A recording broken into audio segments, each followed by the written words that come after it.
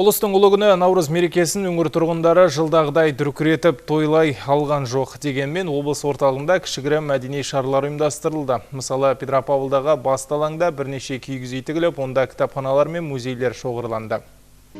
Мына киіз үйде Абылайхан резиденциясы мұражай кешені мен облыстық тарихи өлкетану музейінің экспонаттары қойылған. Ішке кірген бойда қазақтың көнеден келе жатқан музыкалық аспабы адырнаға көзіңіз түседі. Іші ұлттық нақышта безендірілген киіз үйден батырларымыздың қолданған қару-жарақтарын, ат абзелдері мен басқа да көптеген жәдігерлерді көруге болады. Оның мақсаты осы қала тұрғындарын, қонақтарымызды жалпы қазақ халқының салт дәстүрімен таныстыру, өзіміздің дәстүрімізді ары қарай жаңғырту, Наурыз мейрамын осындай форматта тойлап отырмыз бүгінше.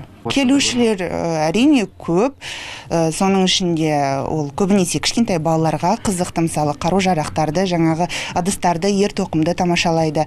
Ал үлкен кісілер, аталарымыз, әжелеріміз келіп өздерінің бұрынғы кездерін естеріне түсіріп, бізге әңгімелерін айтып бөліседі. Бұдан бөлек Сәбит Мұқанов атындағы облыстық ғылыми әмбебап кітапханасы мен Иван Шухов атындағы қалалық кітапханасында бір-бір киіз үйге шайғасып, мерекелеушілердің назарына кітап көрмесін ұсынды. Бүгін ұлыстың ұлы күнінде Петропавл қаласының әкімдігінің ұйытқы болуымен мынандай дүбірлі той болмаса да мына пандемия жағдайына байланысты халыққа кішігірім болса да өзінің киіз үйлерін тігіп, қазақтың салт дәстүрінен хабардар болсын деп мінекей киіз үйлер тігіліп, ішінде экспонаттар қойылып, осы салт дәстүрімізге байланысты ұмытылып бара жатқан ескі дәстүрлерімізді жаңғыртып, халыққа кішігірім көрме ұйымдастырып жатырмыз.